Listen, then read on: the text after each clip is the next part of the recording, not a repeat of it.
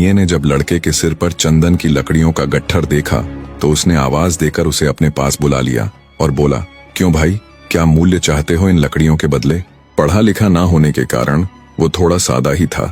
ना तो उसमें दुनियादारी की समझ थी और ना ही व्यापार आदि की।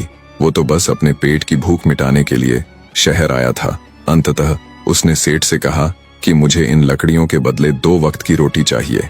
उसकी बात सुन बनिया बड़ा खुश हुआ। वो बड़ा ही धूर्त आदमी था। मौके की नजाकत को देखते हुए उसने थोड़े रोब से लड़के को हुक्म दिया, ठीक है, वहां डाल दो लकड़ियों को, मैं तुम्हें 2 वक्त का खाना दे दिया करूंगा।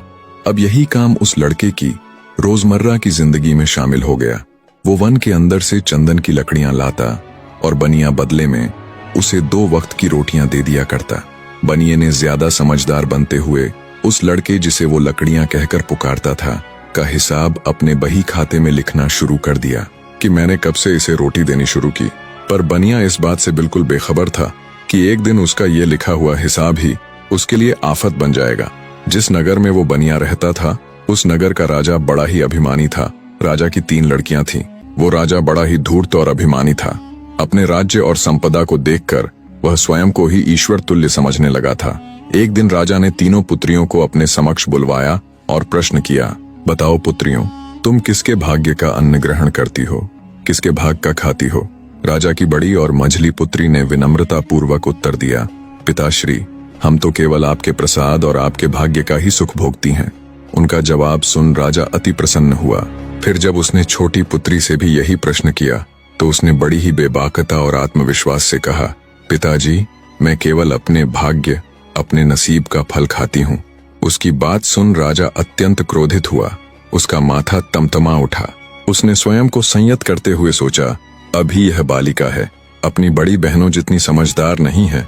समय आने पर इसकी यह डिठाई स्वयं ही मिट जाएगी। समय बीता। राजा ने अपनी दोनों बड़ी पुत्रियों का बड़े ही विशाल राज्य घरानों में भव्य तरीके से विवाह कर दिया। समय बीता।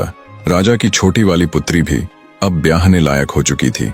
तब राजा ने उसके विवाह योग्य लड़का देखने से पहले एक बार फिर उसे बुलाकर वही सवाल दोहराया जो पहले पूछा था कि बताओ बेटी, तुम किसके भाग्य का खाती हो? छोटी बेटी अब जवान अवश्य हो गई थी, पर उसका जवाब अब भी वही था कि वो किसी और के नहीं बल्कि स्वयं के भाग्य का ही खाती है। वही जवाब फिर से सुन। इस बार राजा का क्रोध सीमा से बाहर हो गया।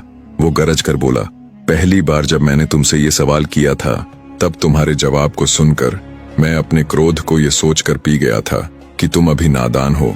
तुम्हारे अंदर अपनी बड़ी बहनों जितनी समझ नहीं है। समय के साथ तुम्हारी सोच भी बदल जाएगी, पर तुम तो कुत्ते की वो टेढ़ी पूंछ हो जो कभी सीधी नहीं होती। अब देखना तेरा नसीब तुझे कहाँ पहुंचाता है।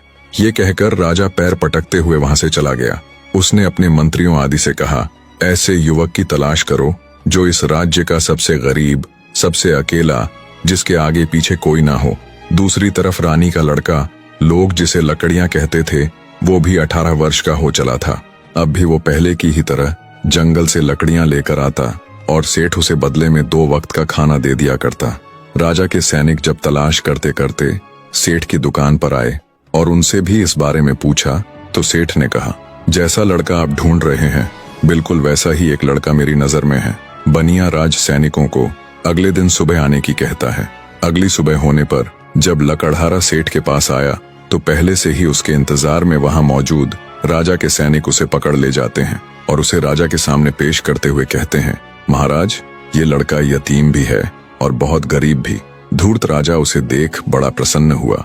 निर्दयी राजा ने अपनी छोटी बेटी का विवाह उस यतीम और गरीब लकड़हारे के साथ कर दिया और बिना एक भी फूटी कौड़ी दिए बेटी को उस लकड़हारे के साथ राजमहल से विदा कर दिया और विदाई के समय ताना देते हुए व्यंग्यपूर्वक बोला, अब तुझे पता चलेगा कि तू किसके भाग्य का खा रही थी, किसके भाग्य के ऐशो आराम भोग रही थी। जा अब अपने नसीब का स्वाद चख, मैं भी तो देखूं तेरा नसीब तुझे कहाँ ले जाता है। राजकुमारी बिना एक भी शब्द बोले चुपचाप सिर झुकाए अपने पति के साथ राजमहल से चली जाती है। अब उस लकड़हारे के पास कोई और ठिकाना तो था नहीं। वो राजकुमारी को भी अपने साथ जंगल में बनी अपनी उस कुटिया में ले गया जो कभी उसकी माँ यानी रानी ने बनाई थी। राजकुमारी को अपने पिता का व्यवहार और उनकी बातें कष्टदायक अवश्य लगी, पर उसके अंदर ये पूर्ण विश्वास था कि भगवान उसे उसके भाग्य का जरूर देंगे। कुटिया में आने पर यह पहली बार था जब राजकुमारी उस लकड़हारे से बोली कि तुम्हारा नाम क्या है। लकड़हारा बोला, मुझे तो सब लकड़ियां कहकर ही पुकारते हैं। अगले दिन जब लकड़हारा लकड़ियां काटने जंगल की गहराई में जाता है तो राजकुमारी भी उसके साथ हो लेती है। लकड़हारे ने जब लकड़ियां काटनी शुरू की तो राजकुमारी ने लकड़ियों को देख तुरंत पहचान लिया कि ये तो दुर्लभ चंदन की लकड़ियां हैं। राजकुमारी अपने पति यानी लकड़हारे से बोली, आप किस मूल्य में इन लकड़ियों को बाजार में बेचते हैं? राजकुमारी की मूल्य वाली बात सुन लकड़हारा बेचारा एक पल के लिए सकपका गया और बोला, जी मैं तो केवल 2 वक्त के खाने के बदले इन लकड़ियों को सेठ के यहाँ डालकर आता हूँ।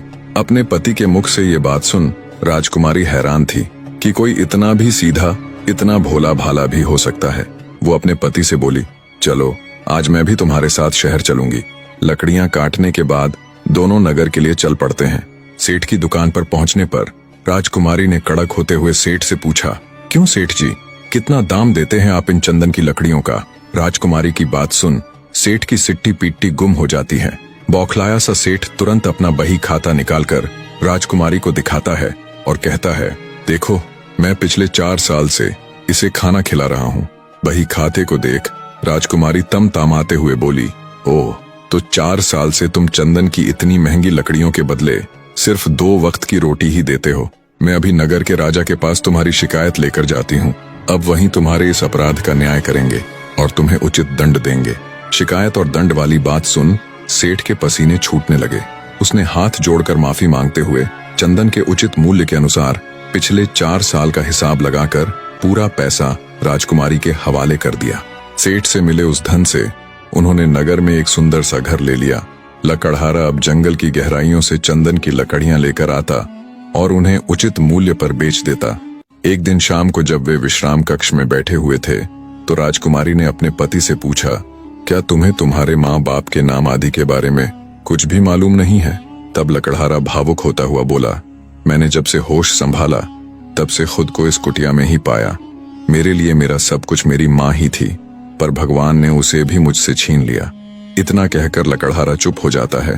तभी उसे सामान की वो पोटली याद आती है जो उसकी माँ यानी रानी की छोड़ी हुई आखिरी निशानी उसके पास थी।